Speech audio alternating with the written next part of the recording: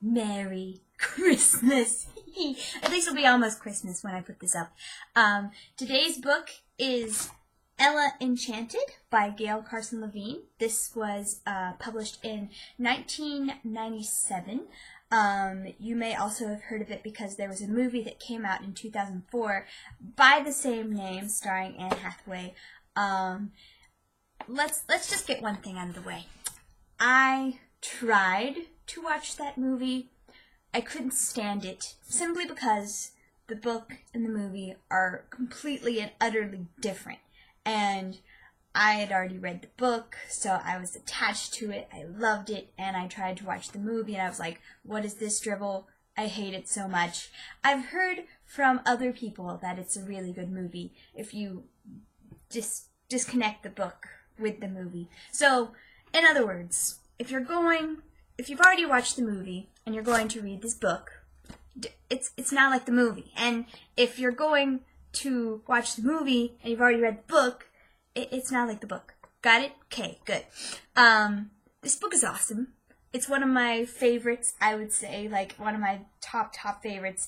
I had not read it in a really long time. This was something that I read when I was a lot younger, and I was a little skeptical about reading it again because, it's honestly, it's a silly book. It's a little children's book, and it's cute, and it's sweet, and, when you go back to that world as a now nearly 20-year-old, you're like, am I going to like this as much as I thought? Am I going to like it as much as I once did?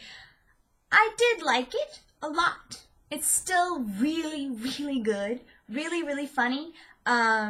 Basically, this is the tale. It's a retelling of Cinderella, Ella Enchanted, Cinderella.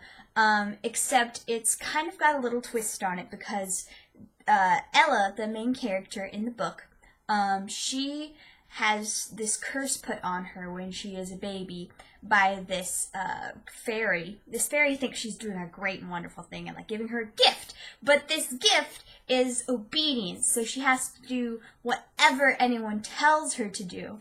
And, of course, that's not good when there are evil people in the world who are going to tell you to do things that you shouldn't do. So, it doesn't get as dark as you could get with that concept. I think that's what Jessica Jones is about, honestly. But this is the more light-hearted, fun version of that. It is really sweet, but you have to go into it. It's a lot more. It's more upsetting than I remember. It's it's really sad what she has to go through, and the people who abuse this power that they can have over her. There's her mother dies when she's young. That's not really a spoiler.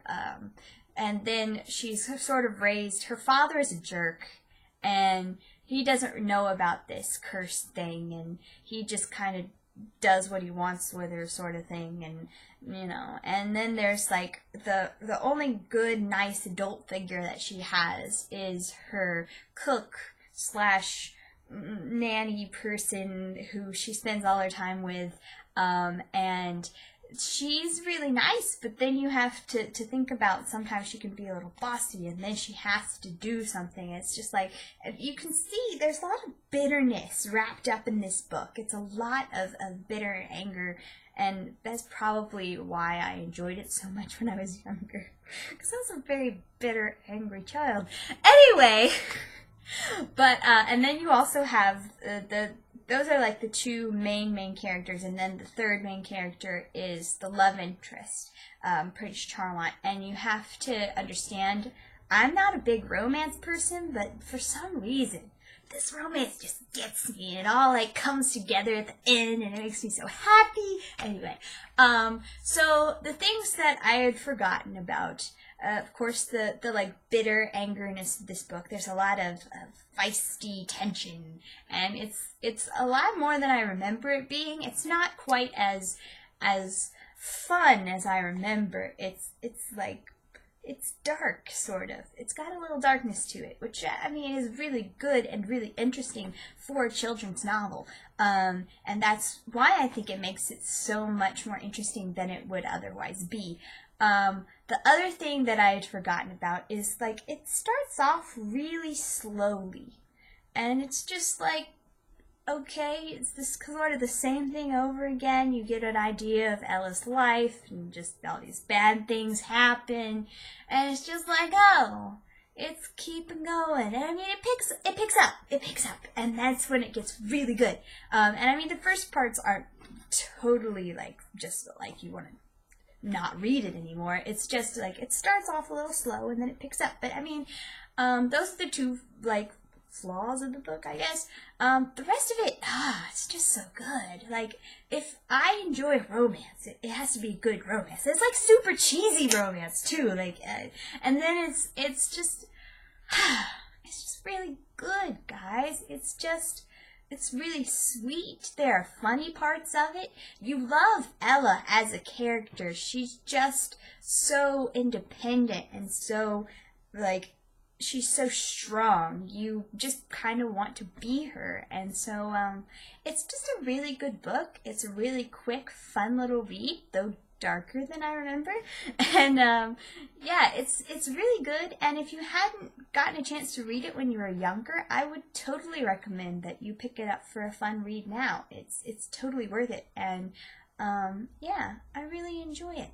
So, that's Ella Enchanted. The next book that I am currently in the middle of reading, I'm getting there. It's really big. Look how big it is. That's because, okay, wait, let me show you. That's because the introduction, these classic books, man, is freaking this much of it. It's like ridiculously big. Can you tell? There it is. There. Out of all of the book, there, the first.